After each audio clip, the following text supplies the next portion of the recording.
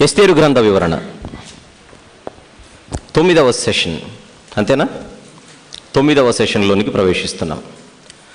10 అధ్యాయాలు కలిగినటువంటి పుస్తకాన్ని 4 భాగాలుగా విభజించుకున్నాం. అందులో మొదటి భాగంలో మొదటి 2 అధ్యాయాలు, ఆ మొదటి 2 అధ్యాయాలలో మొదటి అధ్యాయాన్ని మనం ముగించుకున్నాం. మొదటి అధ్యాయములో 3 ఉపభాగాలను మనము సంపూర్తి చేసుకొని 2వ అధ్యాయంలోనికి మనం ప్రవేశిస్తున్నాం. నిన్న రాత్రి ఇచ్చిన వివరణలో మొదటి అధ్యాయానికి 2వ అధ్యాయానికి మధ్యలో ఉన్న టైం గ్యాప్ గురించి మనం మాట్లాడుకున్నాం. కరెక్ట్గా మాట్లాడితే రాణి అయిన వష్తి అన్న ఆవిడ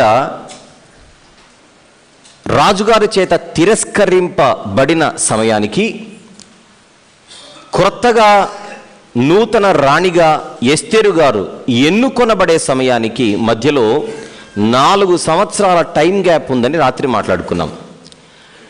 టైం గ్యాప్ అనగానే ఈ దేనికి మధ్య ఉన్న టైం గ్యాప్ అని మనకు అర్థం కావాలి. వష్టి గారు దిగిపోయిన సమయానికి, ఎస్తేరు గారు సింహాసనం ఎక్కే సమయానికి మధ్యలో ఉన్నటువంటి ఆ టైం గ్యాప్ 4 సంవత్సరాలు. ఈ 4 సంవత్సరాల కాలంలో ఏం జరిగింది అని మనం రాత్రి చదువుకున్నాం.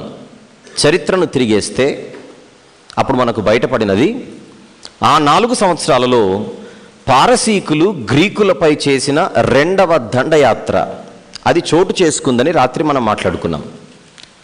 అయితే ఈ సందర్భంగా నిన్న రాత్రి ఇచ్చిన వివరణకు మరొక చిన్న విషయాన్ని నేను జత చేసి మనం లోపలికి వెళ్తాను. 2వ అధ్యాయము మొదటి వచనంలో ఉన్న ఆ మాటను చూద్దాం ఒక్కసారి. ఈ సంగతులైన తర్వాత రాజైన అహష్వేరోషు యొక్క ఆగ్రహము చల్లారినప్పుడు అతడు వష్తిని, ఆమె చేసిన దానిని, ఆమెకు నిర్ణయింపబడిన దానిని తలంచెను అనుంది. అంటే రాత్రి మనం ఒక కోణములో దాన్ని తీసుకొని వచ్చి అక్కడ ఆపాను. రాత్రి నేను ముగిస్తూ ఒక మాట చెప్పాను, అయ్యగారికి కష్టాలు వచ్చేసరికి భార్య గుర్తొచ్చింది, ఒకసారి ఆలోచించండి అని అన్నాను. అక్కడతోనే ముగించి సమయం అయిపోయింది కనుక ఈ ఉదయానికి దాన్ని మనం వాయిదా వేసుకున్నాం. ఎక్కడైతే ముగించామో అక్కడి నుంచి ఇప్పుడు కొనసాగిస్తున్నాను. అయితే క్రీస్తు పూర్వం 483లో మొదటి అధ్యాయంలో కనిపించే విందు జరిగిందని మనం మాట్లాడుకున్నాం. ఆ విందు జరిగిన తర్వాత సుమారు ఒక 2 నుంచి 3 సంవత్సరాల పాటు ఆయన 2 నుంచి 3 సంవత్సరాల పాటు ఆ యొక్క మిలిటరీ ఆర్మీని ఆయన గ్యాదర్ చేసుకోవడానికి, దండయాత్ర కోసం వీళ్ళందరినీ కూర్చుకోవడానికి, ప్రణాళికలు పరిపూర్ణంగా రూపొందించుకోవడానికి ఆయనకు పట్టిన సుమారు సమయమే 2 నుంచి 3 సంవత్సరాలు. అంటే దండయాత్రకిన తన ప్రాంతం నుంచి ప్రయాణం మొదలైంది క్రీస్తు పూర్వం 481లో. 83లో వష్తి దిగిపోయింది. 81లో ఈయన దండయాత్రకు బయలుదేరాడు. అంటే మధ్యలో 2 నుంచి సుమారు 3 నెలలు కూడా మనం లెక్కలోకి వేసుకుంటే 2 నుంచి 3 సంవత్సరాల లెక్క మన కిందికి వస్తుంది. అయితే ఈ సందర్భంగా ఇంకొక విషయం ఏంటంటే, ఈయన దండయాత్ర నుంచి తిరిగి వచ్చిన తర్వాత భార్య గుర్తుకు రాలేదు, దండయాత్రకు ముందే భార్య గుర్తొచ్చింది అన్న ఒక చిన్న యాంగిల్ కూడా ఒకటి ఉంది. దాన్ని మనం వెంటనే కొట్టిపడేయడానికి వీల్లేదు. దండయాత్ర నుంచి తిరిగి వచ్చిన తర్వాత భార్య గుర్తొచ్చింది అని మాత్రమే కాదు, దండయాత్రకు వెళ్లే ముందుగానే 1 నెల ముందో, 2 నెలల ముందో, 3 నెలల ముందో, 6 నెలల ముందో, పోనీ సంవత్సరం ముందో, ఆ స్పెసిఫిక్గా మనం చెప్పలేం. కానీ ఈయన ఆగ్రహము చల్లారిన తర్వాత, అయ్యో నా భార్య పోయిందే, నా భార్య దూరం అయింది అనేటువంటి ఆలోచనలోనికి అహష్వేరోషు వెళ్ళిపోయాడు. వెళ్ళిపోయిన తర్వాత ఇప్పుడు ఇక జాగ్రత్తగా మనం ప్రారంభించుకుందాం ఏం జరిగి. ఇప్పుడు ఒక కొత్త పాయింట్ మీకు చెప్పింది ఒకటి. ఈ మహారాజు గారికి రాణి ఎప్పుడు గుర్తొచ్చింది? తాను విడాకులు ఇచ్చిన రాణి, వదిలించుకున్న రాణి, లేదా వదిలేసిన రాణి ఎవరైతే ఉన్నారో ఆవిడ తనకు ఎప్పుడు గుర్తొచ్చింది? దండయాత్రకు ముందా, దండయాత్ర తర్వాతనంటే దండయాత్ర తర్వాత అనడానికి ఒక యాంగిల్లో పాసిబిలిటీ ఉంది, లేదు దండయాత్రకు ముందే అనడానికి కూడా ఎక్కువ అవకాశాలు ఉన్నాయని చెప్తున్నాను. మళ్ళీ నొక్కి ఇక్కడ ఎక్కువ అవకాశాలు కూడా ఉన్నాయి. అల్టిమేట్గా దండయాత్రకు వెళ్ళే ముందుగా ఆయన పరిస్థితి ఎలాగుంది? మానసికంగా తీవ్ర ఒత్తిడిలో ఉన్నాడు. ఇప్పుడు ఒక చిన్న ఆట ఆడడానికి, గేమ్ ఆడడానికి వెళ్ళేవాడే టెన్షన్తో అడుగు పెడతాడు బరిలోకి. మైదానంలోనికి అడుగుపెట్టే క్రీడాకారుడు ఆట అయిపోయేంత వరకు కూడా అంతో ఇంతో చిన్నపాటి టెన్షన్ ఉంటుంది. ఒక ప్రాజెక్ట్ చేపట్టినప్పుడు అది పూర్తయ్యేంత వరకు, ప్రారంభం నుండి చివరి వరకు ఒక రకమైనటువంటి మానసిక ఒత్తిడి మనిషికి ఉంటుందంటారా, లేదంటారా? మీరు ఏ పనైనా చేపట్టండి. ఇంట్లో పాప పెళ్ళో కొడుకు పెళ్ళో పెట్టుకున్నారనుకోండి, పెళ్ళి అయిపోయేంత వరకు ఎలా ఉంటుంది, ఎలా జరుగుతుందో మీటింగ్లు ఏర్పాటు చేశారు. ఈ 6 రోజుల సభలు, ఈ 6 రోజులు పూర్తయ్యేంత వరకు కార్యనిర్వాహకులకు కానీ ప్రతి ఒక్కరికి ఒక చిన్నపాటి మానసిక ఒత్తిడి ఉంటుంది చూడండి. ఏమన్నా ఎలా ఉంటుందో ఏంటో, విశ్వాసం ఉంటుంది, అది వేరే సంగతి. కానీ ఎక్కడో ఒక చిన్నపాటి ఒక మానసిక ఒత్తిడి అనేది ఉంటుంది మాకు పనిలోకి దిగేటప్పుడు. ఈవెన్ వాక్యం చెప్పే ఎవరైనా కూడా, బోధకులైనా, ఈరోజు నేను ప్రజలకు ఇది చెప్పాలి అన్న ఆలోచనతోనే వస్తారు. కానీ అది అయిపోయేంత వరకు నేను అన్ని కవర్ చేస్తున్నానో లేదో, అన్ని చెప్పగలుగుతున్నానో లేదో, ఏదైనా మిస్ అవుతుందో లేదో అనేటువంటి ఒక ఆలోచన వెనక తన్నుకుంటూ వస్తుంటుంది. అలాగే ఏకంగా ఒక ప్రతిష్టాత్మక దండయాత్రకు పాల్పడుతున్నాడు అహష్వేరోషు ఇక్కడ, తన తండ్రి తెచ్చుకున్నటువంటి అవమానాన్ని భర్తీ చేయడానికి. అలాంటప్పుడు దండయాత్రకు ముందు ఇతని పరిస్థితి, ఎంతమంది వస్తారు, ఎంతమంది కూర్చోబడతారు, మన బలం ఎలా ఉంది, ఇవన్నీ ఒత్తిడిలో మధ్యలో బహుశా ఆయనకు సత్యమని గుర్తొచ్చిండే అవకాశాలు ఎందుకుండో. కనుక దండయాత్రకు ముందే వష్టి గురించినటువంటి ఆలోచనలు ఆయనకు వచ్చేటువంటి అవకాశాలు కూడా ఉన్నాయని మనం ఈ సందర్భంగా ఆలోచిద్దాం. పైపెచ్చు భార్య గుర్తుకొచ్చిందన్న విషయం అయితే 100% నిజమని బైబిల్ చెబుతోంది. కానీ ఎప్పుడు గుర్తొచ్చింది ఆయనకని అడిగితే, ఏదో ఒత్తిడిలో ఉన్నాడు, బాధలో ఉన్నాడు, కష్టాల్లో ఉన్నాడు, ఇవన్నీ సమయంలో తన భాగస్వామి తనకు గుర్తొచ్చింది. ఆ ఒక్క పాయింట్ నిన్నటి వివరణకు మీరు యాడ్ చేసుకోవాల్సిందిగా మనవి చేస్తున్నాను. రైట్, ఇప్పుడు జాగ్రత్తగా 2వ అధ్యాయంలోనికి మనం ప్రవేశిద్దాం. గ్రంథములోని 4 భాగాలలో మొదటి భాగములోని 2వ అధ్యాయంలోనికి మనం ప్రవేశిస్తున్నాం. క్లారిటీ ఉంది కదా అందరికీ? రైట్. ఎలాగైతే మనం మొదటి అధ్యాయాన్ని 3 భాగాలుగా, 3 ఉపభాగాలుగా మనం విడగొట్టుకున్నామో, అగైన్ మొదటి అధ్యాయాన్ని 3 ఉపభాగాలుగా మనం ఎలాగైతే విడగొట్టుకున్నామో, 2వ అధ్యాయాన్ని కూడా ఇప్పుడు మళ్ళీ 3 ఉపభాగాలుగా మనం విభజిస్తున్నాము. అలానే నోట్ చేసుకోవాలి నోట్స్లో. 2వ అధ్యాయాన్ని మనము తిరిగి 3 ఉపభాగాలుగా ఇప్పుడు మనం విభజిస్తున్నాం. అందులో మొదటి ఉపభాగం 1వ వచనం నుండి 4వ వచనం వరకు. మొత్తం ఎన్ని వచనాలు ఉన్నాయి ఇందులో? ఎస్తేరు గ్రంథం 2వ అధ్యాయంలో ఉన్న వచనాల సంఖ్య ఎంత? 23 వచనాలు. 23 వచనాలు ఉన్నటువంటి అధ్యాయాన్ని మనం 3 ఉపభాగాలుగా విడగొట్టుకొని మొదటి ఉపభాగములో 1వ వచనం నుండి 4వ వచనం వరకు దాన్ని చేర్చుకుంటున్నాము. దీనికి ఒక చిన్న టైటిల్ ఇద్దాం. ఈ చిన్న ఉపభాగానికి ఒక చిన్ని సబ్ టైటిల్ ఇద్దాం. అదే కొత్త రాణి కొరకు వెదుకులాట. The search for the new queen. The search for the new queen. కొత్త రాణి కొరకు వెదుకులాట. ఆ ప్రపోజల్ ఇక్కడ కంటికి కనబడుతుంది. ఇక జాగ్రత్తగా ప్రవేశిద్దాం. ప్రతి ఒక్కరూ అధ్యాయంలోనికి ప్రవేశించండి. ఈ సంగతులైన తర్వాత రాజైన అహష్వేరోషు యొక్క ఆగ్రహము చల్లారినప్పుడు అతడు వష్టిని, ఆమె చేసిన దానిని, ఆమెకు నిర్ణయింపబడిన దానిని తలంచాడు. మొదటి అధ్యాయంలో చూసాం అన్యాయం జరిగింది వష్టికి అని. అది అలానే క్యారీ చేస్తుండండి మైండ్లో మీరు. నేను 2వ అధ్యాయంలో ప్రవేశించేటప్పుడు అహష్వేరోషు మెంటాలిటీ, వష్టి యొక్క మెంటాలిటీ. ఇప్పుడు వష్టిని నేను మళ్ళీ 10వ అధ్యాయం తర్వాత మాట్లాడతానన్నాను, మర్చిపోకండి.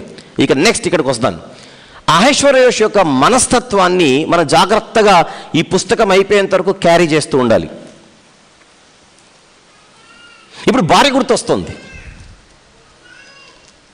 భార్య గుర్తొచ్చిన తర్వాత ముందే ఈయనకు కొంచెం మైండ్ తేడా అని చెప్పాను.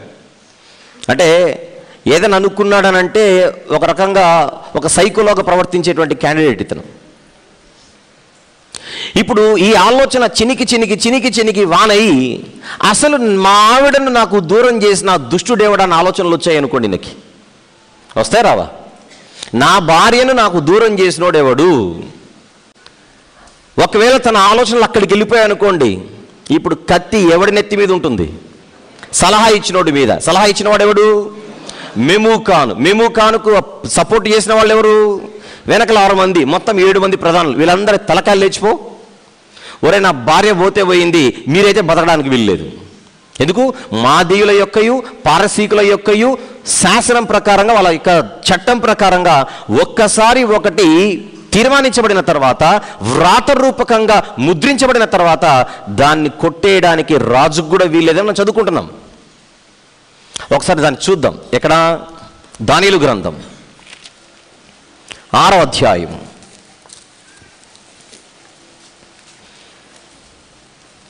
8వ వచనం చూద్దాం. ఏంటిది? సింహపు బోనులో దానియేలు గారిని వేయించడానికి మాదీయ రాజైన దర్యావేషుపై అక్కడ ఉన్నటువంటి కుట్రదారులు ఒత్తిడి చేస్తున్నారు. చూద్దాం. దానియేలు గ్రంథం 6వ అధ్యాయం 8వ వచనం. మాదీయుల యొక్కయు పారసీకుల యొక్కయు పద్ధతిని అనుసరించి స్థిరమగు శాసనముగా ఉండునట్లు దాని మీద సంతకము చేయుమని మనవి చేసిరి. కాగా రాజుకు దర్యావేషు శాసనము వ్రాయించి సంతకము చేసెను.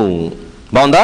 అదైన తర్వాత ఇప్పుడు దానియేలు గారు దొరికేసరికి ఈ దర్యావేషు అనేటువంటి రాజుకి దానియేలు గారి మీద ఉన్నటువంటి అభిమానంతో, అయ్యో నేను ఎంత తప్పు చేశాను, అహష్వేరోషు ఎలాగైతే ఇప్పుడు కుమిలిపోతున్నాడో తన భార్య విషయంలో, దర్యావేషు కూడా దానియేలు గారి విషయంలో బాధపడిపోతున్నాడు. అయ్యో ఎలాగైనా సరే దానియేలును కాపాడాలి అన్న ప్రయత్నాలు చేస్తున్నాడు. తర్వాత కింది వచనాల్లో అయితే 14వ వచనం చూద్దాం. రాజు ఈ మాట విని బహుగా వ్యాకులపడి దానియేలును రక్షింపవలెనని తన మనసును దృఢం చేసుకుని సూర్యుడు అస్తమించే వరకు అతన్ని విడిపించుటకు ప్రయత్నం చేశాను. ఏంటి?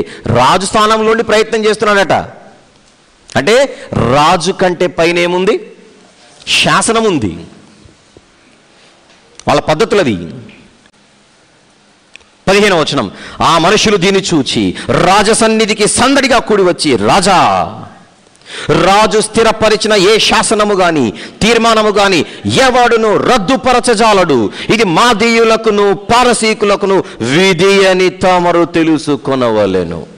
చేసేది లేక తనకిష్టము లేకపోయినా మనసు చంపుకొని దానియేలు గారిని సింహబోను పంపించేశాడు. అహష్వేరోషు యొక్క పరిస్థితి ఎలాగుందో చెప్పడానికి ఇది మీకు చూపించాను. ఇప్పుడు ఎవరు కావాలనుకుంటున్నాడు? ఈయన భార్య కావాలి. పోనీ నోటితో మాట రూపకంగా ఆవిడని పంపించేసింటే వెంటనే పిలిపించేవాడు. ఇప్పుడు భార్య కావాలనుకున్న తెచ్చుకోలేని పరిస్థితి. ఈ 7 ప్రధానులు, అందులో ముఖ్యంగా మెమూకాన్ అన్నవాడు జాగ్రత్త పడి ముందే ఆయన చేత సంతకము చేయించి ఒక తీర్మానాన్ని చేయించేశారు. కానీ వీళ్ళకి ఇంకా ప్రాణభయం అయితే ఉంది. అక్కడే వాళ్ళు ఇస్తున్న సలహా ఏంటో చూద్దాం. ఎస్తేరు గ్రంథం 2వ అధ్యాయము 1వ వచనం.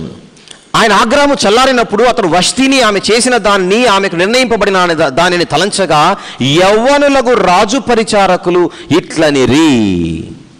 ఎవరై ఉంటారు ఈ రాజు పరిచారకులు?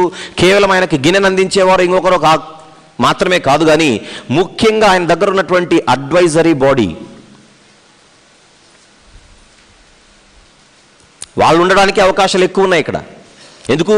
ఆయనకు సలహాలు ఇవ్వడానికి సలహాదారుల బృందం ఒకటి ఉందన్నాను. వాళ్ళు మొత్తం 7 అని చెప్పాను. ఈయన పోయిన తర్వాత కూడా ఎజ్రా గారి కాలంలో 7 మంత్రులు ఉన్నట్టుగా రాజుగారి దగ్గర మనం చూసాం. తన వ్యక్తిగత విషయాలు పనులకు ఎందుకు చెప్తాడు?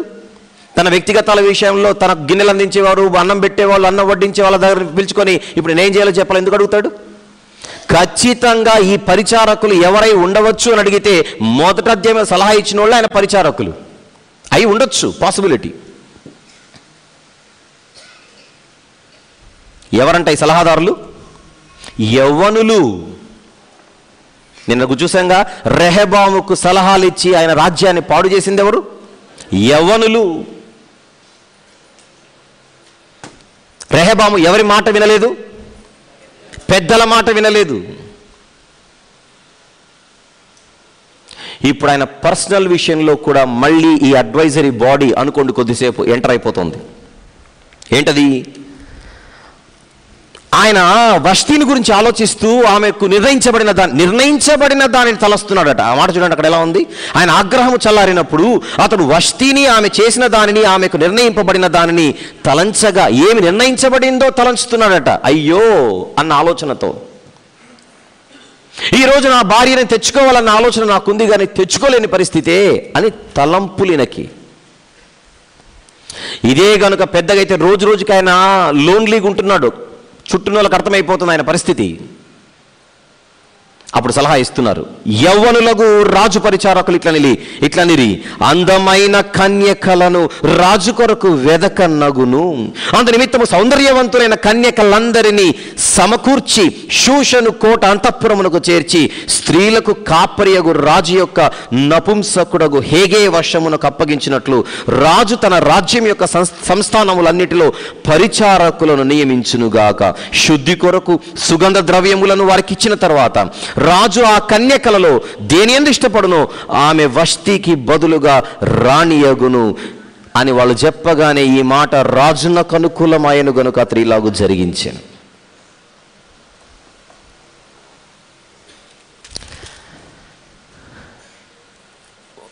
రాణి పోతే పోయింది, ఇంతమంది మీకు అండగా ఉన్నాం కదా, మీరు ధైర్యంగా ఉండండి అనేది కాదు సలహా. కొత్త రాణిని తెచ్చుకుందాం అంటున్నారు. కొత్త రాణిని తెచ్చుకుందాం.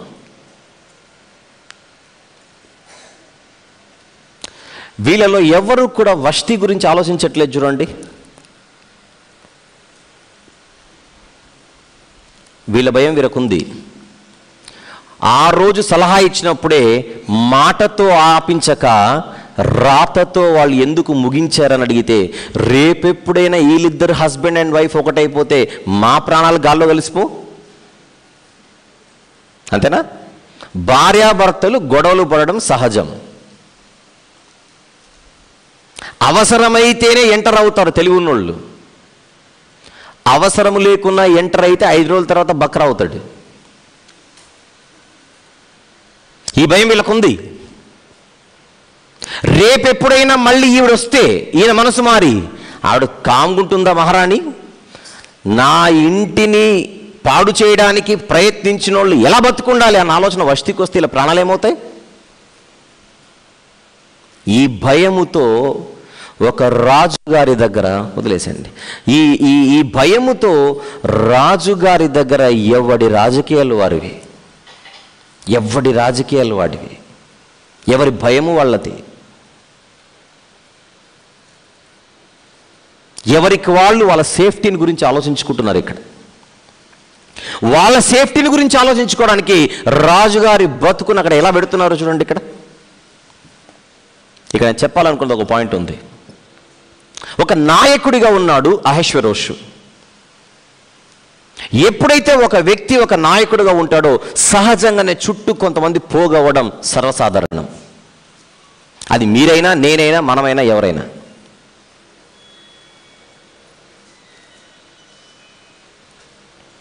అయితే మన చుట్టూన్న వాళ్ళు మనకేం చెబుతున్నారన్నది నాయకుడు ఆలోచిస్తూ ఉండాలి. ఇది నాయకత్వపు లక్షణం. అది నిన్న కూడా మాట్లాడుకున్నాం.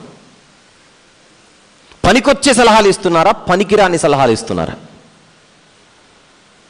అసలు నా దగ్గర ఉన్నోడు ఎందుకున్నాడు ఇక్కడ?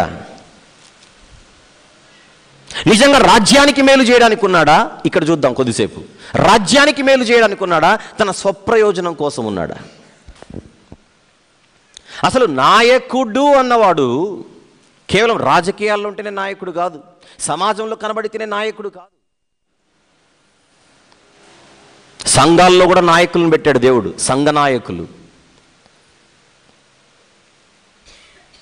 ఆ నాయకులే సంఘాన్ని కాయాలి, ఆ నాయకులే సంఘానికి అధ్యక్షత వహించాలి, ఆ నాయకులే సంఘానికి వాక్యం బోధించాలి.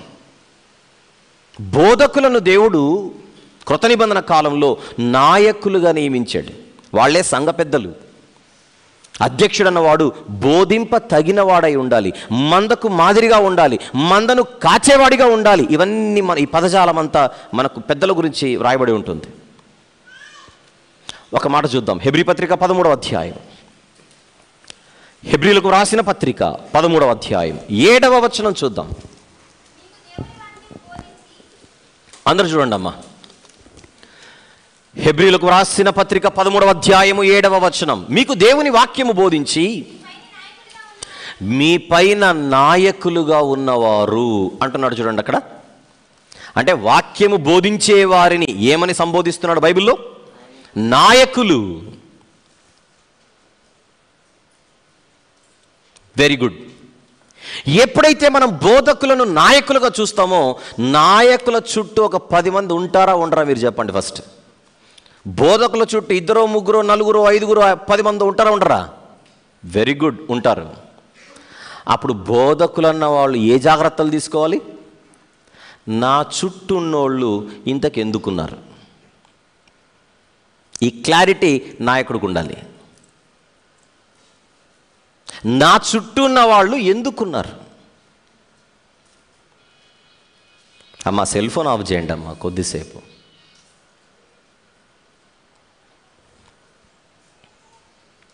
ఈ క్లారిటీ కనుక నాయకుడికి లేకపోతే అందరినీ గుడ్డిగా నమ్మి, ఎవరు ఏది చెప్పినా నెత్తికెక్కించుకొని వాళ్ళు చెప్పిందే ఆచరించి అల్టిమేట్గా బతుకును బజారు పాలు చేసుకునే ప్రమాదం ఉంది. This is very important.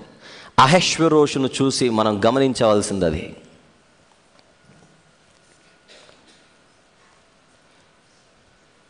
కొంతమంది అహష్వేరోషును ముందు పెట్టుకొని వీళ్ళేదో ప్రయోజనాలు పొందాలన్న ఆలోచనతో కూడా ఆయన చుట్టూంటారు.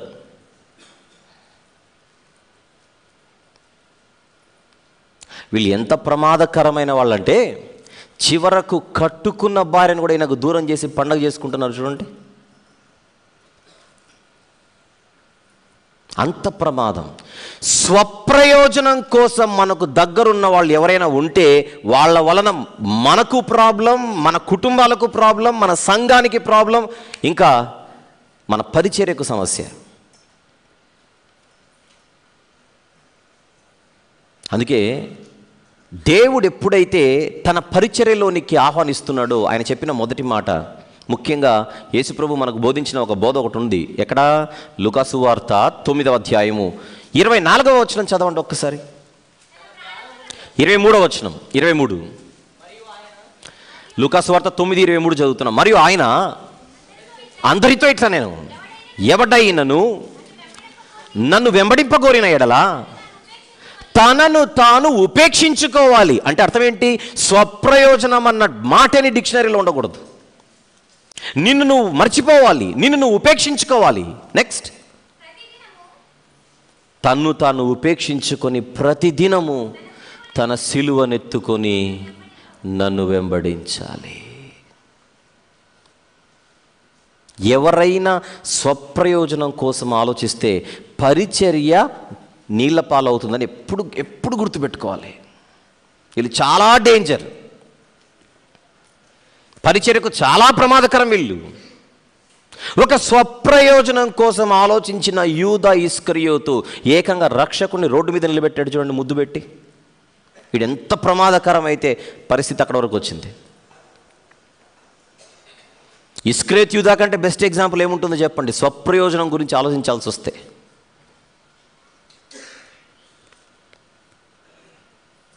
చుట్టూన్నోళ్ళు స్వప్రయోజనం కోసం ఉంటే దేవుడు హర్షించడు అనేది ఒక పాయింట్ అయితే, ఇప్పుడు నాయకుడి గురించి నేను మాట్లాడుతున్నాను. మన చుట్టూన్న వాళ్ళు ఎలాంటి వారు?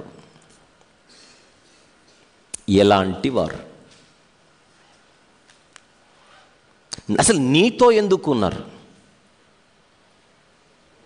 వాళ్ళ ఉద్దేశం ఏంటి? ఇది నాయకుడు గుర్తించాలి ముందే. పరిచర్య గురించి మాట్లాడుతున్నాను కనుక, నా దగ్గర ఉన్న వాళ్ళు దేవుని మహిమ కోసం నాతో ఉన్నారా, వీళ్ళ మహిమ కోసం నాతో ఉన్నారా?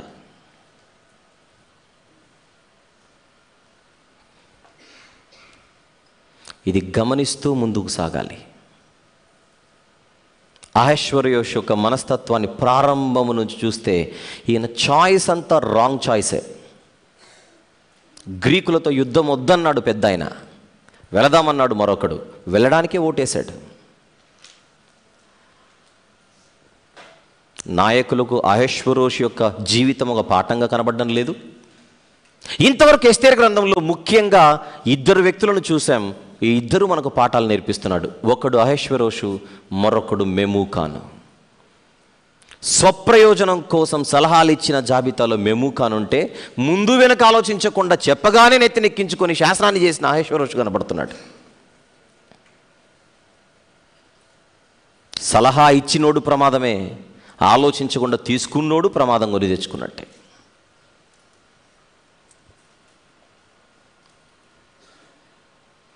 ఏంటి సలహా ఇప్పుడు? కొత్త రాణి కోసం మనం వెదుకులాట ప్రారంభిద్దాం, ప్రకటిద్దాం. అందు నిమిత్తము సౌందర్యవంతులైన కన్యకలందరినీ సమకూర్చి షూషను కోట అంతఃపురమునకు చేర్చి స్త్రీలకు కాపరియగు రాజు యొక్క నపుంసకుడగు హేగే వశమునకు అప్పగించినట్లు రాజు తన రాజ్యం యొక్క సంస్థానములన్నిటిలో పరిచారకులు నియమించును గాక. ఇప్పుడు మళ్ళీ కొత్త వర్క్ ఇస్తున్నాడు. ఎవరికి? తన సంస్థానములు. ఎన్ని సంస్థానములవి? 127 సంస్థానములు. 127 సంస్థానములలో ఇప్పుడు సపరేట్ ఒక జాబ్, ఒక డ్యూటీ పడింది అందరికీ. ఎవరికి? ఎక్కడెక్కడైతే అందమైన అమ్మాయిలు ఉంటారో వాళ్ళందరూ పంపించేయాలి. This is the duty. ఇక్కడ ఇంకా గొప్ప సంగతి ఏంటో చెప్పనా? వచ్చిన వాళ్ళల్లో ఒకరిని సెలెక్ట్ చేసుకొని మిగిలిన పంపించేది కాదు.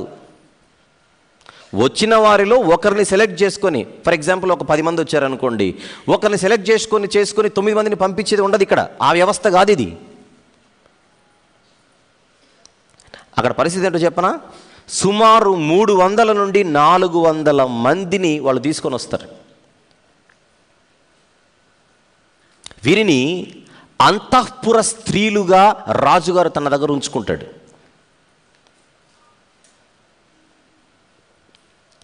వీరికి సపరేట్ భవనం. మళ్ళీ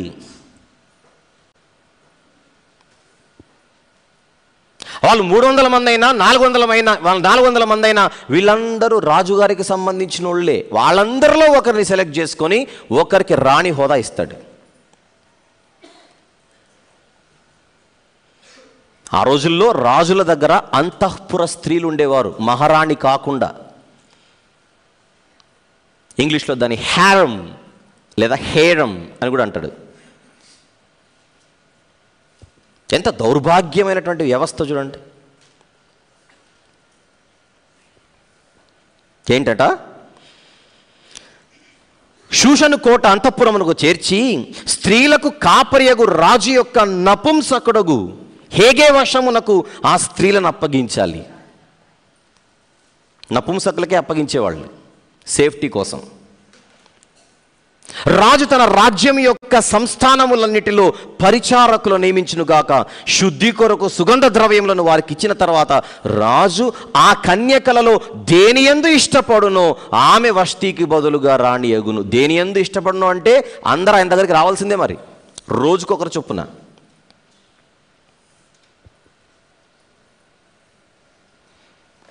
ఈ ఆలోచన రాజుగారికి ఏమనిపించిందట? భలేగుందట. అనుకూలమాయను.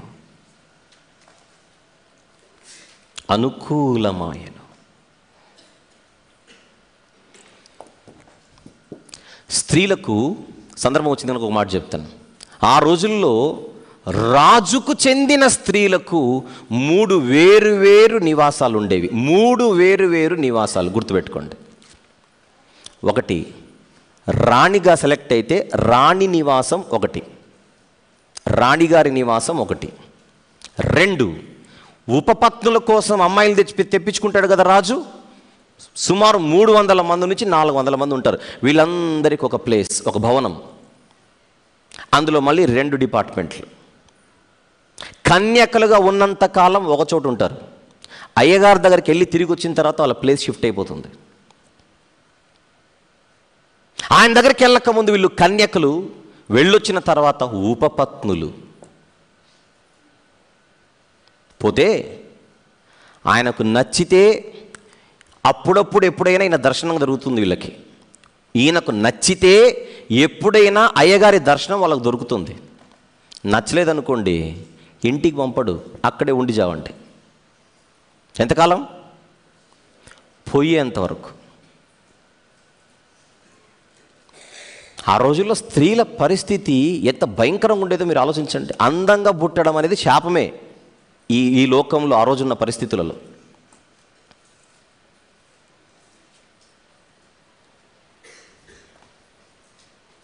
ఒక మంచి మాట మీకు, అంటే సందర్భాన్ని మీకు గుర్తు చేస్తాను. అబ్రహాము గారు కనానుకు వచ్చినప్పుడు శారమ్మను తీసుకొని ఆ దేశంలో కరువు వస్తుంది. కరువు రాగానే భార్యను తీసుకొని ఐగుప్తుకి వెళ్తాడు ఆయన.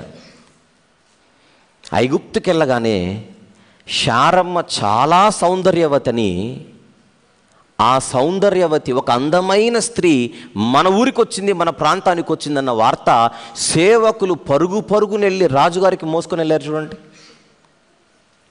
అంటే దేశంలో ఎక్కడైనా అందమైన స్త్రీ ఉంటే రాజు అనుకుంటాడు ఆవిడ నాకు సంబంధించినదని. శారమ్మకి ఏం జరిగిందో చూడండి ఒకసారి. ఆదికాండం. నేను కేవలం ఇప్పుడు అహేశ్వరోషు పారసికం గురించి మాట్లాడట్లేదు. ఒక భయంకరమైన దేవునికి నచ్చని భ్రష్టమైనటువంటి పరిస్థితి ఆ రోజుల్లో ఉండేది. ఆదికాండము 12వ అధ్యాయం 10 నుంచి చదువుకుందామా? ఒక పని చేద్దాం, టైం ఎందుకు వేస్ట్, డైరెక్ట్గా 14వ వచనానికి వెళ్దాం. 14.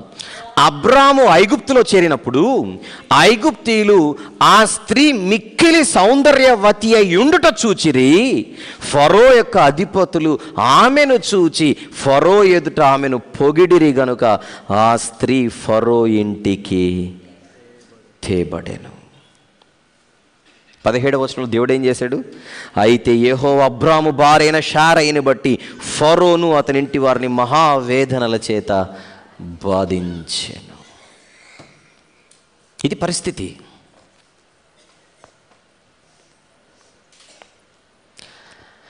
ఇంకొకటి చెబుతాను ఇక్కడ, ఈ విషయంలో మన దావీదు గారు కూడా తక్కువేం కాదు.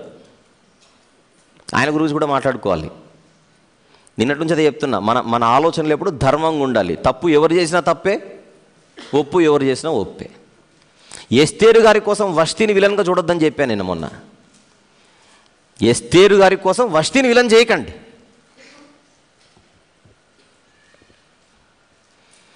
దావీదు గారు ఏం చేశారో చూద్దాం ఒకసారి. సమూయేలు 2వ గ్రంథం 20వ అధ్యాయం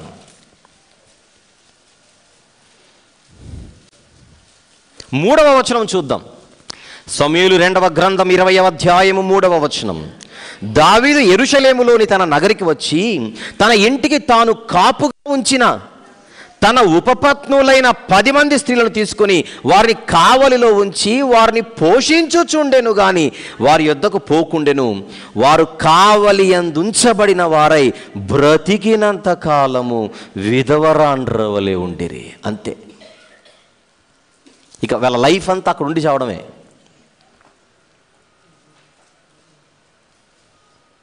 వీళ్ళ పరిస్థితి అదే, వీళ్ళ పరిస్థితి అదే. 127 సంస్థానములలో ఇప్పుడు కొత్తగా 300 నుంచి సుమారు 400 మంది కన్యకలు రాజుగారి గారి దగ్గరికి తీసుకొని రావడానికి, ప్రకటన జారీ చేయబడడానికి ప్రపోజల్ సిద్ధమైపోయింది. ఇప్పుడు ఇక్కడ ఇంకా భయంకరమైన సంగతి ఏంటో చెప్పనా? ఏ ఇంట్లో అయినా అందమైన అమ్మాయి ఉంటే వాళ్ళ అమ్మా నాన్నకి ఇష్టం లేకుండా వెళ్ళాల్సిందే, తల్లిదండ్రులకు ఇష్టం లేకుండా పంపాల్సిందే. ఇది ఒక ఎత్తు అయితే, వెళ్ళిన తర్వాత ఇంకెప్పుడు వాళ్ళ బిడ్డను వీళ్ళు చూడలేరు, ఇంకెప్పుడు వాళ్ళ బిడ్డను వీళ్ళు చూడలేరు. పరాయి పురుషుడు ఇంటోడైనా అతని నీడ పడడానికి కూడా వీల్లేదు. ఒక రకంగా అది వాళ్ళకి జైలే, ఒక చెరసాల, ఒక బందీ గృహంలో ఉన్నట్టే వెళ్ళు.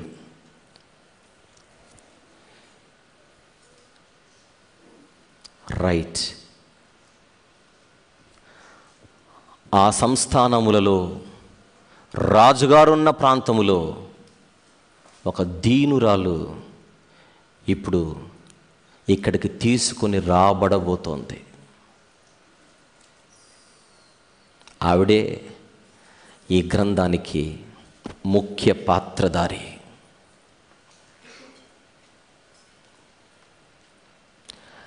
ఒక్కసారి ఇక్కడికి వచ్చిందంటే తర్వాత ఏం జరిగిందనేది మీరు పుస్తకం చదివారు కనుక తెలిసిపోయి ఉంటుంది. కానీ ఒక్కసారి రాకముందు ఆవిడ పరిస్థితి చూడండి.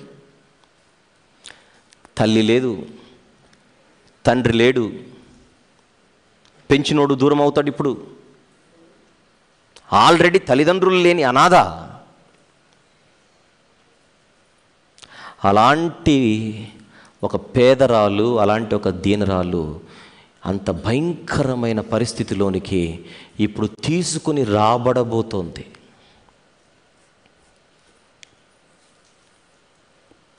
నెక్స్ట్ పార్ట్లో. కానీ ఈ 4 వచనాలను మనం ఒక ఉపభాగముగా మనం అనుకున్నాం కనుక ఆ 4 వచనాలకే కొద్దిసేపు మనం పరిమితం అయిపోతే ఈ 4 వచనాలలో మనకు కనబడుతున్నది ఏంటి? రాజుగారి స్త్రీల దాహం. ఆ స్త్రీల దాహాన్ని ఎరిగిన దగ్గరున్న సేవకులు భార్య మీద నుంచి తన యొక్క ఆలోచనలను డైవర్ట్ చేయడానికి వాళ్ళు ఇచ్చిన ప్రపోజల్, సలహా, అది అతనికి నచ్చింది. గ్రీన్ సిగ్నల్ ఇచ్చాడు.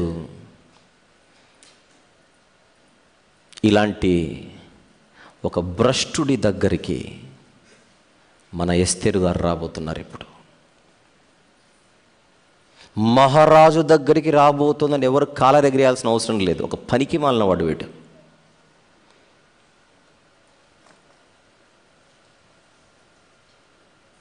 ఎంత ప్రతికూలమైన పరిస్థితి.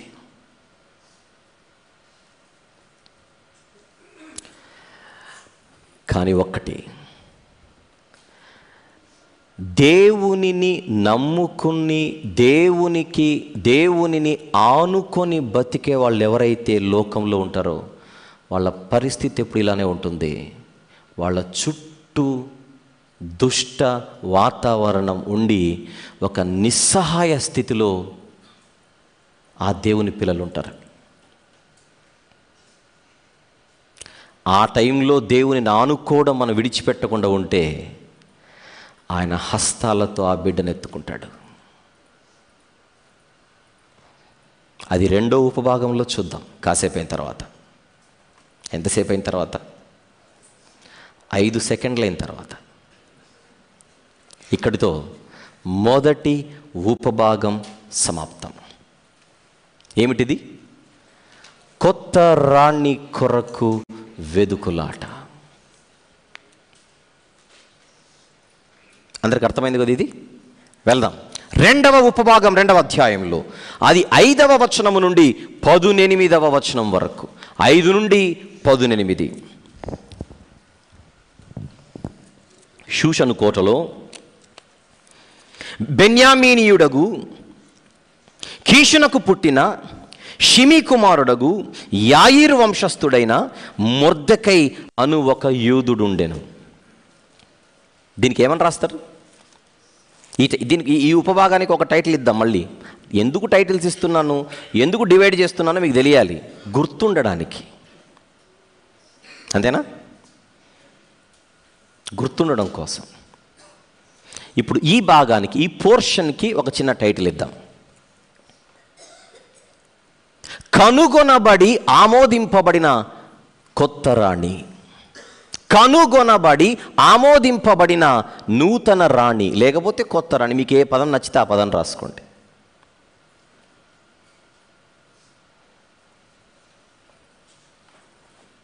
Let us begin. స్టార్ట్. షూషను కోటలో, షూషను కోట అంటే చెప్పానుగా, పారసీకానికి ఉన్న 5 రాజధానులలో అది ఒకటి. అక్కడి నుంచి అహష్వేరోషు పాలిస్తున్నాడు. బెన్యామీనీయుడగు కీషునకు పుట్టిన షిమీ కుమారుడగు యాయీరు వంశస్థుడైన మొర్దెకై అను ఒక యూదుడుండెను. మీకు ఇప్పుడు డౌట్ రాకపోయినా ఫ్యూచర్లో వస్తుందేమో అన్న ఆ డౌట్తో నేను ఒక మాట చెబుతున్నాను. ఇక్కడ ఈ మొర్దెకై గురించి మాట్లాడుకుంటున్నాం. ఇప్పుడు ఎంటర్ అవుతున్నాడు ఆయన. మొర్దెకై ఎవరంటైనా యూదుడు. ఏ గోత్రానికి చెందినవాడు? బెన్యామీను గోత్రానికి చెందినవాడు. బెన్యామీను గోత్రానికి చెందినవాడిని ఏమని పిలవాలి? బెన్యామీనీయుడు అనాలి. మళ్ళీ అక్కడేమంటున్నాడు? యూదుడు అంటున్నాడు. ఏంటి? నిజానికి యూదుడు అని ఒక మనిషిని ఎప్పుడు అనాలి? అతని యూదా గోత్రం అయితే అనాలి. యూదా గోత్రం అయితే యూదుడు అనాలి. బెన్యామీను గోత్రం అయితే బెన్యామీనీయుడు అనాలి. మళ్ళీ ఎందుకు యూదుడు అన్నాడు ఇక్కడ? ఒక విషయం మనసులో ఉంచుకోండి. యూదులు బబులోను చెరలోనికి వెళ్ళేంత వరకు నెబుకద్నెజరు చక్రవర్తి బబులోను చక్రవర్తి యూదులను తన చెరలోనికి తీసుకుని వెళ్ళడం వరకు ఇశ్రాయేలీలు యూదులు ఎప్పుడు వేరువేరుగా పిలువబడ్డారు. 10 గోత్రాల వారు ఇశ్రాయేలీలుగా, యూదులు బెన్యామీనీలు 2 గోత్రాలు కలిపి యూదులుగా పిలువబడ్డారు. అయితే ఎప్పుడైతే నెబుకద్నెజరు వీళ్ళని తీసుకొని వెళ్ళిపోయాడో అంతకంటే ముందే అష్షూరీయులు ఇశ్రాయేలుని తీసుకొని వచ్చేసి ఉంటారు కనుక మొత్తం వీళ్ళందరూ ఒకటే భూగడ్డపై బతుకుతూ ఉండడంతో నెబుకద్నెజరు దాడి చేసింది ఇశ్రాయేలీల మీద కాదు, నెబుకద్నెజరు దాడి చేసింది యూదుల మీద. గనుక 12 గోత్రాల ఇశ్రాయేలులందరినీ కలిపి చెరలోనికి వెళ్ళిన తర్వాత, చెర నుంచి తిరిగి వచ్చిన తర్వాత ఇక 12 గోత్రాల వారిని అందరినీ కలిపి అన్యజనులందరూ ఏమని పిలిచేవారు? యూదులనే సాధారణంగా పిలిచేవారు. వాళ్ళు ఏ గోత్రానికి చెందిన వాళ్ళైనా వీళ్ళు యూదులండి, యూదులండి, యూదులండి అనేస్తారు. ఆ పిలుపు, ఆ పలుకు ఎప్పటి నుంచి మొదలైంది? చెరలోనికి వెళ్ళిన తర్వాత, చెరను తిరిగి వచ్చిన తర్వాత. అది నెబుకద్నెజర్ ఎఫెక్ట్. అది బలాఢ్యుడు గనుక, బలవంతుడు గనుక, అతని ప్రభావం ప్రపంచమంతా ఉంది కనుక ఆ రోజుల్లో ఆయన చేత పట్టుకొనబడిన జనాంగము కనుక వీళ్ళ అన్నదమ్ములైనా ఇంకెవరైనా కూడా అందరూ యూదులు అన్న పేరు చేత పిలువబడ్డారు. అందులో భాగంగా బెన్యామీను గోత్రికుడైనా, ఇంకా ఈ బెన్యామీనుల గురించి చెబితే చెప్పాల్సిన అవసరం లేదు, చెరలోనికి వెళ్ళక ముందు కూడా వాళ్ళు యూదులుగానే పిలువబడ్డారు. ఈవెన్ కొత్త నిబంధనలో మనకు యూదులు కనపడతారు. అవిధేయులైన యూదులు వచ్చి అన్న మాట ఉంటుంది. అవిధేయులైన యూదులు అంటే ఏ యూదులు? కేవలం యూదా గోత్రానికి చెందిన వాళ్ళనే కాదు, అన్ని గోత్రాల వారు. కొత్త నిబంధనలో అన్ని గోత్రాల వారిని కలిపి యూదులు అని, అన్ని గోత్రాల వారిని కలిపి కొన్ని సందర్భాలలో ఇశ్రాయేలీలని కూడా పిలిచారు. అది మీరు మర్చిపోకూడదు. వచ్చేద్దాం మొర్దెకై దగ్గరికి. కీషునకు పుట్టిన షిమీ కుమారుడగు యాయీరు వంశస్థుడైన మొర్దెకై అను ఒక యూదుడు ఉండేను. బెన్యామీనీయుడు ఇతను. ఎస్తేరు గ్రంథంలో మన ధ్యానంలో ఎంటర్ అవుతున్న మరొక ముఖ్య పాత్రదారుడు అని ఎందుకు అంటున్నానంటే, ఈ అధ్యాయం, ఈ పుస్తకం అంతా చదివితే మన కళ్ళ ముందు తెర మీద ఏమైనా జరుగుతున్నట్టుగా కనపడుతుంటాయి. ఇంతవరకు మనం చూసిన వారిలో ముఖ్య పాత్రలలో అహష్వేరోషు కనపడ్డాడు, వష్తి కనబడి అలా వెళ్ళిపోయింది ఆవిడ. 7 ప్రధానులలో మెముకాన్ అన్నవాడు కనపడ్డాడు. ఒక్కొక్క వ్యక్తి దగ్గర నుంచి ఒక్కొక్కటి నేర్చుకుంటున్నట్టుగా, కొన్ని నేర్చుకుంటున్నట్టుగా ఇప్పుడు సీన్లోకి ఎంటర్ అవుతున్న మరొక ప్రముఖ వ్యక్తి గ్రంథంలో మొర్దెకై. అయితే మొర్దెకై అను యూదుడు ఉండేనని మాత్రమే చెప్పకుండా ఈయన గురించి, ఆయన ఫ్యామిలీ గురించి చెప్పాడు. ఈయన పూర్వీకులు ఎవరో చెప్పారు. అందులో మొదటివాడు కీషుగా పరిచయం చేశాడు. ఆ కీషు కుమారుడు షిమీగా, షిమీ కుమారుడు యాయిరుగా, ఆ యాయిరు వంశంలో మొర్దెకై కనపడుతున్నాడు. ఈ వచనాన్ని బట్టి క్రైస్తవ సమాజంలో 2 అభిప్రాయాలు ఉన్నాయి. ఒకటి, ఇశ్రాయేలులకు మొదటి రాజైన సౌలు ఏ గోత్రికుడు? బెన్యామీను గోత్రికుడు. ఆ సౌలు తండ్రి ఎవరు? కీషు. ఆ కీషు గురించి ఇక్కడ చెప్పాడు. మొర్దెకై కూడా ఆ బెన్యామీను గోత్రానికి చెందినవాడే. కాకపోతే ఎప్పుడో ఉన్న పూర్వీకుల పేర్లు, ఉదాహరణకు అబ్రహాము కుమారుడును దావీదు కుమారుడైన యేసుక్రీస్తు వంశావళిని ఎలాగైతే కొత్త నిబంధనలో చదువుతామో, నిజానికి దావీదు తండ్రి యెషయి, మళ్ళీ అబ్రహాం ఎందుకన్నాడు అక్కడ అంటే అబ్రహాము పూర్వీకుడు. అలా పూర్వీకుల పేర్లతో దావీదు గారి గురించి ఎలాగైతే చెప్పబడిందో, అలాగనే మొర్దెకై కూడా ఎప్పుడో పూర్వీకుడైనటువంటి కీషు, ఆ కీషు యొక్క వంశంలో వచ్చినటువంటి తర్వాత ఉన్న షిమీ. అంటే ఇక్కడ కీష్ అంటే ఎవరో కాదు సౌలు తండ్రి అని ఒక అభిప్రాయం చెప్తున్నాను మీకు క్రైస్తవ సమాజంలో. ఇక్కడ కీష్ అంటే ఎవరో కాదు సౌలు తండ్రి అని, అక్కడ షిమీ అంటే ఎవరో కాదు సమూయేలు 2వ గ్రంథం 16వ అధ్యాయంలో దావీదు గారిని శపించినటువంటి వాడు షిమీ అని. ఆ తర్వాత వాళ్ళ వంశంలో వచ్చినటువంటి యాయీరు, ఆ యాయీరు యొక్క వంశం, ఆ వంశంలో ఒక మొర్దెకై అని చెప్పేవాళ్ళు ఆ ఒక అభిప్రాయం ఒకటి ఉంది. అయితే ఒకటే పేరు మీద అదే వంశములో వేరువేరు కూడా వ్యక్తులు ఉండే అవకాశాలు కూడా ఎక్కువగా ఉన్నాయి. ఇక్కడ ఇంకొకటి చెప్పాలి, పూర్వీకులలో 2 రకాల పూర్వీకులు ఉంటారు. ఒకటి ఇమ్మీడియట్ పూర్వీకులు, మరొకరు రిమోట్ పూర్వీకులు. ఇమ్మీడియట్ పూర్వీకులు అంటే దావీదు తండ్రి ఎవరు అన్నాను అనుకోండి, మీరు యెషయి అన్నారు అనుకోండి, ఆయన ఇమ్మీడియట్ పూర్వీకుడు. అలా తలకాయ తిప్పగానే కనపడతాడు వెనకాల. అదే దావీదు తండ్రి ఎవరు అంటే మత్తయి సువార్త 1వ అధ్యాయం 1వ వచనాన్ని బట్టి మీరు అబ్రహాం అన్నారు అనుకోండి, తిప్పితే కనపడ్డు. పెట్టుకోవాలి, బైనాక్యులర్స్ పెట్టుకొని దూరం చూడాలి, అక్కడెక్కడో కనపడతాడు ఆయన.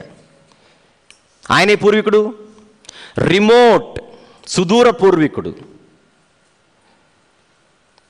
గనుక ఎస్తేరు గ్రంథం 2వ అధ్యాయం 5వ వచనంలో కనబడుతున్న ఈ పేర్లు ఏవైతే ఉన్నాయో, కీషు, షిమి, యాయిర్ ఎవరైతే ఉన్నారో వీళ్ళు డిస్టెంట్ పూర్వీకులు, డిస్టెంట్ యాన్సిస్టర్స్ అని అంటారు ఇంగ్లీష్లో.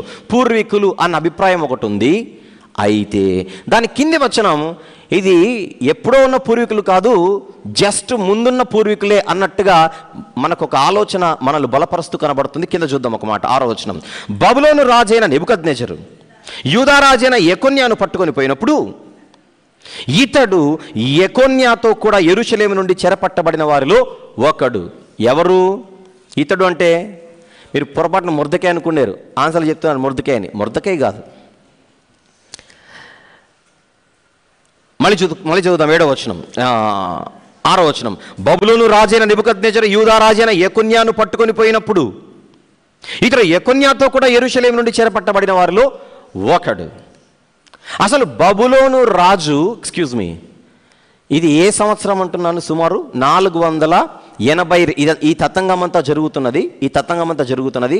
ఇప్పుడు మనము ఈ మొదటి 4 వచనాలు ఏవైతే ఉన్నాయో దండయాత్ర కంటే ముందే అని మనం ఫిక్స్ అయిపోతే, అందుకే ప్రారంభంలో మాట చెప్పాను, గ్రీకులపై వీళ్ళు దండయాత్రకు వెళ్ళక ముందే ఈ ప్రపోజల్ అంతా జరిగిందని అనుకుంటే, ఇప్పుడు మనం చదువుతున్నటువంటి వాతావరణం అంతా క్రీస్తు పూర్వం సుమారు 482, సుమారు 483 నుంచి 82 మధ్యలో జరుగుతోంది.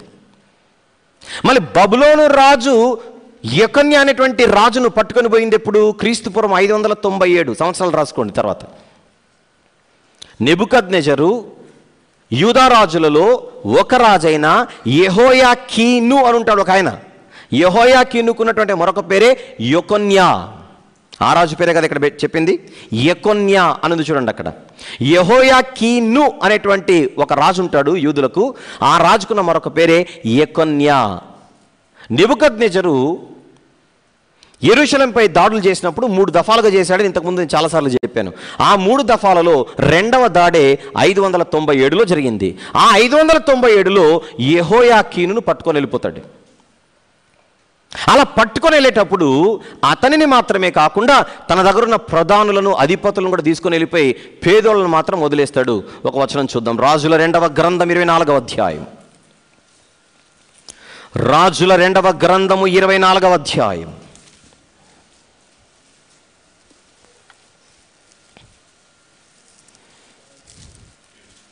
మీరు రాసుకుంటుంటే 13వ వచనము నుండి మీరు 12వ వచనం చూద్దాం ఒకసారి.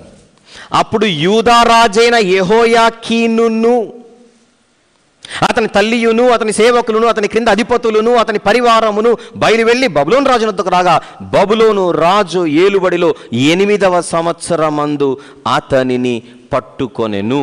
8వ సంవత్సరం అంటే లాస్ట్ ఏం చెప్పాను కదా, దానియేలు గ్రంథం అప్పుడు చాలాసార్లు చెప్పాను ఈ విషయం. క్రీస్తుపురం సుమారు 506 నుంచి 505 మధ్యలో నెబుకద్నెజరు ఎక్కుతాడు. అక్కడి నుంచి 8వ సంవత్సరం అంటే 590. క్రీస్తుపురం 606 నుంచి 605, ఇందాక 500 అన్నట్టున్నాను. క్రీస్తుపురం 606 నుంచి 605 మధ్యలో నెబుకద్నెజరు గద్దెనెక్కుతాడు.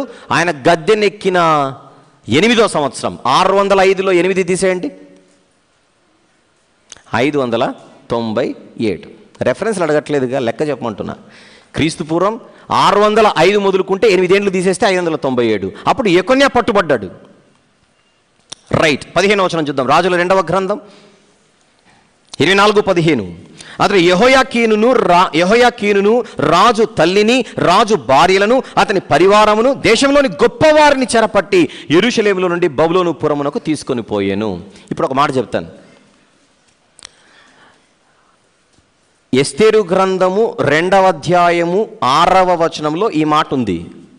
బబులోను రాజైన నెబుకద్నెజరు యూదా రాజైన యెకొన్యాను పట్టుకొని పోయినప్పుడు ఇతడు యెకొన్యాతో కూడా యెరూషలేము నుండి చెరపట్టబడిన వారిలో ఒకడు అనగానే మీరు పై వచనాన్ని చూసి వెంటనే మొర్దెకాయ్ అని రాసుకున్నారు అనుకోండి.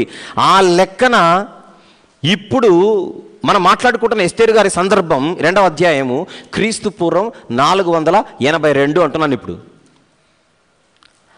ఎప్పుడో 597లోనే పట్టుకొని పోబడ్డాడంటే, ఒకవేళ మొర్దెకాయని వేసుకుంటే ఇప్పుడు ఈ సమయానికి ఆయన వయసు ఎంత ఉండాలి? 100 ఏళ్ల పైన. కానీ ఎస్తేరు గ్రంథంలో మొర్దెకై మనకు అంత ముసలోడి ఏం కనపడ్డు, అంత వృద్ధుడికి ఏం కనపడ్డు. ఎస్తేరు గారికి అన్నగా కనపడతాడు ఈయన, తాతయ్యగా కాదు, ముత్తాత అంతకంటే కాదు. గనుక పై వచనాన్ని చూసి వెంటనే కింది వచనాన్ని చూసి మీరు ఇది మొర్దెకై గురించి అనుకోకండి, మొర్దెకై యొక్క ముత్తాత గురించి. మొర్దెకై యొక్క ముత్తాత ఎవరు? పైన చూడండి అక్కడ. మొదటోడు కీషు, తర్వాత షిమి, తర్వాత యాయీరు. అంటే వీళ్ళు ఖచ్చితంగా పై వచనాన్ని కింది వచనాన్ని రెండు కలుపుకొని మాట్లాడితే ఇక్కడ చెప్పబడిన పూర్వీకులు డిస్టెంట్ పూర్వీకులు కాదు, ఇమ్మీడియట్ పూర్వీకులు. ఇశ్రాయేలీల్లో సౌలు అని ఒకరుకున్నంత మాత్రం ఇంకొకరు పెట్టుకోకూడదేంటి? పోనీ ఉందా లేదా చరిత్రలో? పాత నిబంధనలో ఇశ్రాయేలీలకు మొదటి రాజు ఎవరు? సౌలు. కొత్త నిబంధనలో దమస్కుకి వెళ్ళేటప్పుడు యేసు పట్టుకుంది ఎవరిని? సౌలును. ఈ సౌలును చూసి మళ్ళీ సౌలు పుట్టాడు అనుకుంటారా? వ్యక్తులు వేరు, పేర్లు ఒకటి. గనుక సౌలు గారి తండ్రి కీష్ అయినా ఆయన పేరు మీద ఇంకా ఉన్నారు చాలామంది తర్వాత. ఎందుకు చెప్పాను ఈ మాట? 5వ వచనం మీకు అర్థం కావడానికి. 5వ వచనం చదివి వెంటనే 6వ వచనంకి వచ్చేసరికి ఇతడు అనగానే మనం మొర్దెకైని వేసుకుంటామేమని మొర్దెకైని వేసుకోకండి, మొర్దెకైని వేసుకుంటే మొత్తం కథంతా మారిపోతుంది, జాగ్రత్త అని చెప్పడం కోసం. వెళ్దామా? అర్థమైంది కదా ఈ పిక్చర్? ఇక్కడ వీళ్ళు ఇమ్మీడియట్ పూర్వీకులుగా కనబడుతున్నారా మీకు? ఎక్కడో ఉన్న పూర్వీకులుగా కనబడుతున్నారా? ఇమ్మీడియట్ పూర్వీకులు అంటేనే మనకు అక్కడ సెట్ అయ్యే అవకాశాలు ఉన్నాయి కనుక నోట్ ఇట్. వెళ్దాం ముందుకి. ఇప్పుడే మొర్దెకై ఎంటర్ అయ్యాడు సీన్లోనికి, ఇంకా ముందుకు వెళ్దాం. తన పినతండ్రి కుమార్తె అయిన హదస్సా అను ఎస్తేరు తల్లిదండ్రులు లేనిదై ఉండగా అతడు ఆమెను పెంచుకొనెను. నిజానికి ఎస్తేరు గారికి ఉన్న హెబ్రీ పేరు హదస్సా. హదస్సా అంటే పరిమళము గల చెట్టు. హదస్సా అంటే మీనింగ్ ఏంటి? సువాసననిచ్చే చెట్టు, పరిమళము గల చెట్టు, పరిమళాన్ని ఇచ్చే చెట్టు. సహజంగా దీన్ని గొంజి చెట్టు అని పిలుస్తారు, ఇంగ్లీష్లో దీన్ని మర్టిల్ అని పిలుస్తారు. ఆ మర్టిల్ అనేటువంటి జాతిలో ఎన్నో చెట్లు ఉంటాయి. అవి పరిమళాన్ని ఇచ్చే విధంగా అవి సృష్టిలో కనపడతాయి.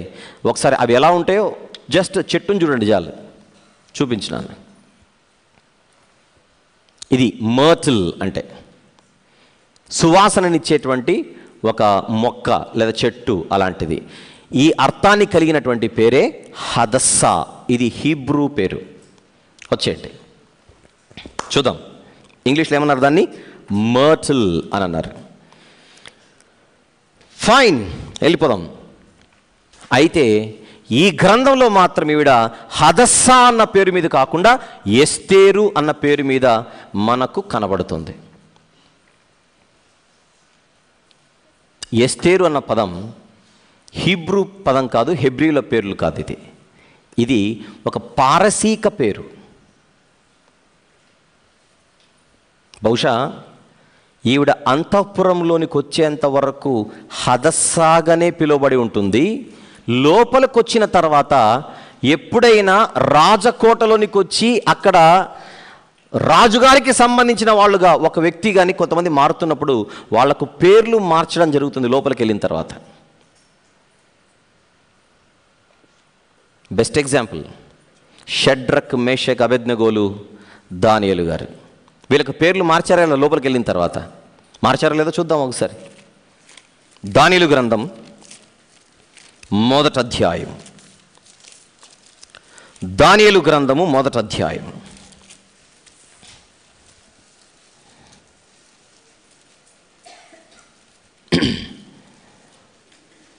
6వ వచనం నుండి, యూదులలో నుండి దానియేలు, హనన్య, మిషాయేలు, అజర్యా అనువారు వీరిలో ఉండి నపుంసకుల అధిపతి దానియేలునకు బెల్తెషాజరనియు, హనన్యాకు షడ్రకనియు, మిషాయేలునకు మేషాకనియు, అజర్యాకు అబేద్నెగో అని పేర్లు పెట్టెను. మార్చారు. అక్కడికి వెళ్ళిన తర్వాత వాళ్ళ దేవుళ్ళ పేరు, దేవతల పేర్లు పెట్టడం లోపలున్న అలవాటు.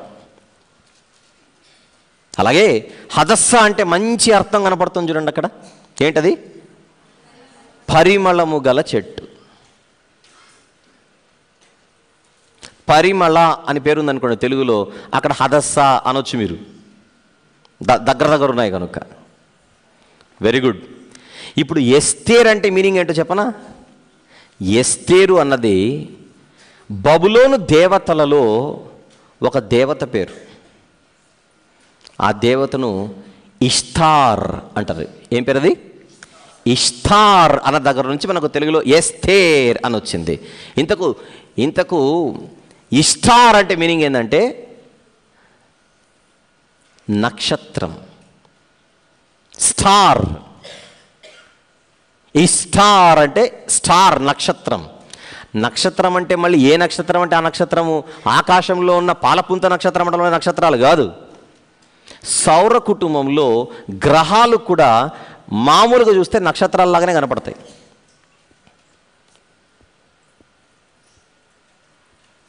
ఇప్పుడు మనకు దగ్గరలో చంద్రుడు ఉన్నాడు. దగ్గరలో ఉన్నాడు కనుక కనీసం ఒక చిన్న బాల్ అంత కనపడుతున్నాడు మనకు. దూరం వెళ్ళే కొద్ది చంద్రుని సైజు తగ్గుతుందో తగ్గదా చెప్పండి? మనం దూరం వెళ్ళే కొద్ది చంద్రుడి సైజు తగ్గిపోయి బాల్ అలా అలా అలా అలా తగ్గిపోయి చివరికి ఒక చుక్కలాగా కనపడదు. మనం చంద్రుడికి బాగా దూరం అయిపోతే చంద్రుడు మనకు చుక్కలాగా కనపడ్డా చెప్పండి? అలాగే ఒకవేళ దూరం నుంచి చూస్తే చంద్రుడిని చూసి మన నక్షత్రం అనుకునే ప్రమాదం కూడా ఉంది. అలాగే సౌర కుటుంబంలో ఎన్నో గ్రహాలు ఉన్నాయి. ఈ గ్రహాలను దూరం నుంచి చూస్తే చుక్కలుగాను నక్షత్రాలలాగాను కనపడతాయి. అలా సౌర కుటుంబంలో ఉన్న గ్రహాలలో ఒక గ్రహం పేరు శుక్రగ్రహం. ఉందా? శుక్రగ్రహం అని ఉందా? శుక్రుడు అని ఇంగ్లీష్లో దీన్ని వీనస్ అంటారు. ఆ వీనస్ పేరే ఇష్తార్. ఆ వీనస్ని వీళ్ళు సౌందర్య దేవతగా పూజిస్తారు. ఏ దేవతగా? సౌందర్య దేవత. ఎవరైనా అందంగా ఉంటే వాళ్ళకు వీనస్ పేరు పెట్టుకుంటారు. ఇష్తార్ అంటే సౌందర్య దేవత. ఇప్పుడు ఎస్తేరు అన్న పదానికి యాక్చువల్ మీనింగ్ అది.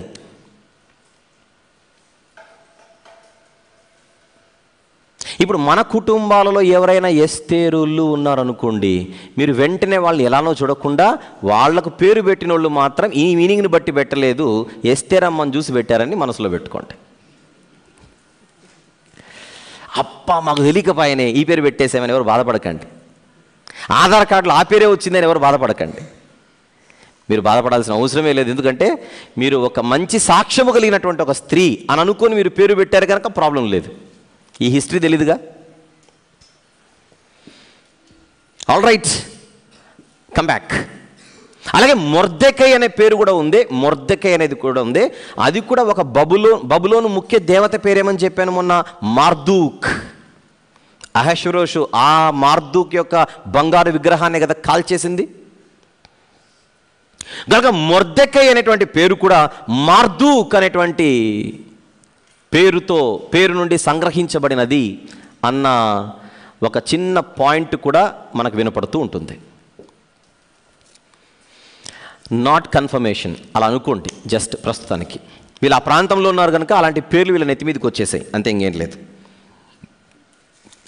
తన పినతండ్రి కుమార్తె అయిన హదస్సాను ఎస్తేరు తల్లిదండ్రులు లేనిదై ఉండగా అతడు ఆమెను పెంచుకొనెను. అంటే ఎస్తేరు గారు మొర్దెకైకి ఏమవుతుంది? పెదనాన్న బిడ్డ. ఇంతకు చిన్నాన్న పేరేంటి? ఎస్తేరు తండ్రి పేరేంటి? 15వ వచనం, 2వ అధ్యాయం 15వ వచనం. అబీహాయిలు అని చూడండి, అక్కడ ఉందా? మొర్దెకై తన కుమార్తెగా స్వీకరించుకొనిన తన పిన తండ్రి అయిన అబీహాయిలు కుమార్తె ఈ ఎస్తేరు.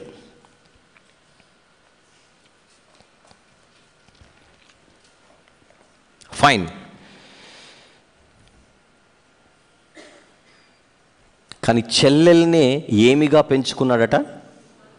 బిడ్డగా. చెల్లిలో ఎవరిని చూస్తున్నాడు? ఒక బిడ్డను చూస్తున్నాడంటే ఈయన క్యారెక్టర్ ఏంటో బయటపడుతుంది ఇక్కడ. ఈయన క్యారెక్టర్ ఏంటి? ఒక రెస్పాన్సిబుల్ పర్సన్గా, మా పెద్దనాన్న కూతురు, ఒక జాలి, ఒక సానుభూతి, ఒక దయ మాత్రమే కాదు, తన చెల్లిని ప్రేమతో పెంచుకున్న ఒక మంచి సహోదరుడిగా, పెంచుకున్న ఒక తండ్రిగా కనపడుతున్నాడు. చూడండి ఇక్కడ మొర్దెకై.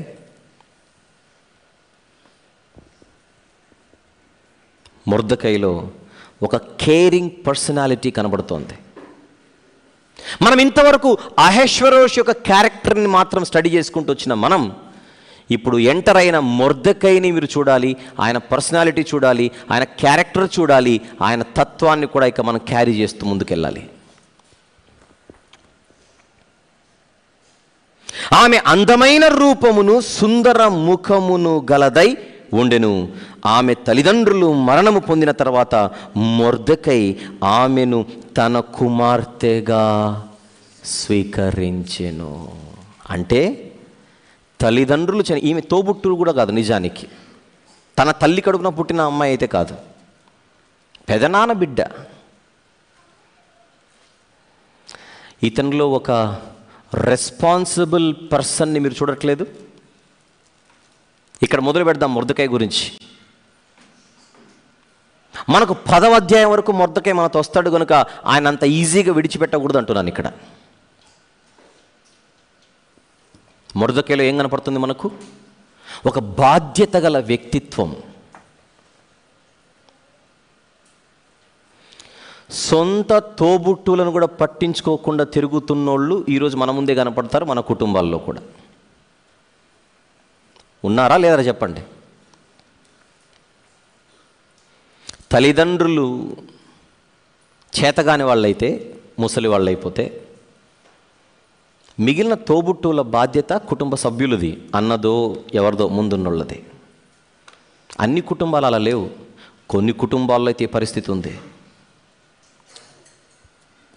స్వార్థం.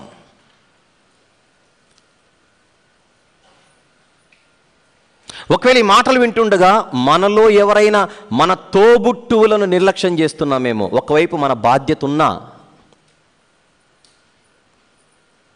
మన భుజాలపై బాధ్యత ఉన్నా తోబుట్టువులను నిర్లక్ష్యం చేస్తుంటే ఒక్కసారి మొర్దెకైను చూడండి.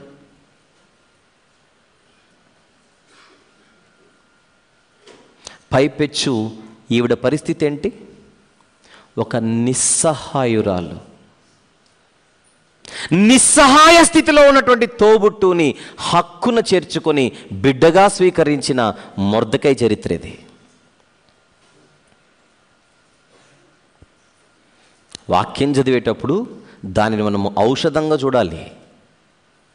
మనకు బుద్ధి కలుగుటకై దేవుడు ఏమని వ్రాయించాడని మొదటి రోజు చూసాం.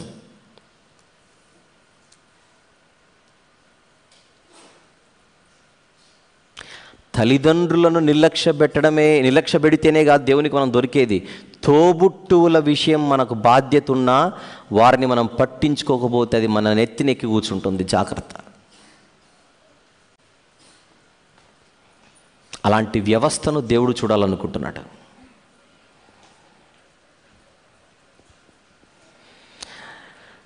ఇప్పుడు నేను చెప్పిన మాట, చెబుతున్న మాట అందరికీ అది వర్తించకపోతే వర్తించని వాళ్ళకి ఏం తగలదు, కానీ వర్తించే బాగా తగులుతుంటుంది. ఇప్పుడు వర్తించే వాళ్ళు ఉంటారుగా, అప్లై అయ్యే వాళ్ళు ఉంటారుగా.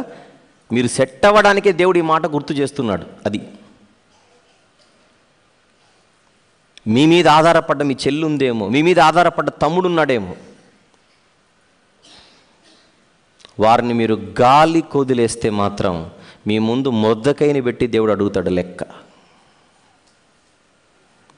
ఈ వ్యక్తిత్వం మనకు ఉండాలి, బాధ్యత గల వ్యక్తిత్వం. ఇక్కడ స్టార్ట్ అయింది మొర్దెకై గారి పర్సనాలిటీ. ఇక చివరి వరకు ఆయన మనకి ఎన్ని నేర్పిస్తాడో చూద్దురు. కానీ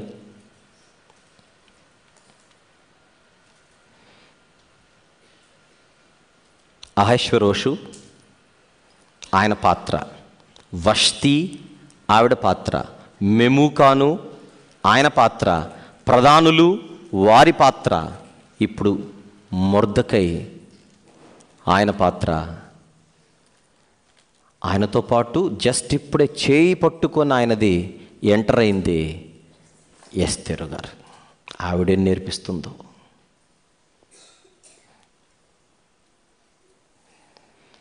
మధ్యాహ్నం విందాం. ప్రార్థన. ప్రేమగల తండ్రి, కృపగల దేవ, గ్రంథము లోతుల్లోనికి వెలుటకు మేము ఇక సిద్ధపడుచుండగా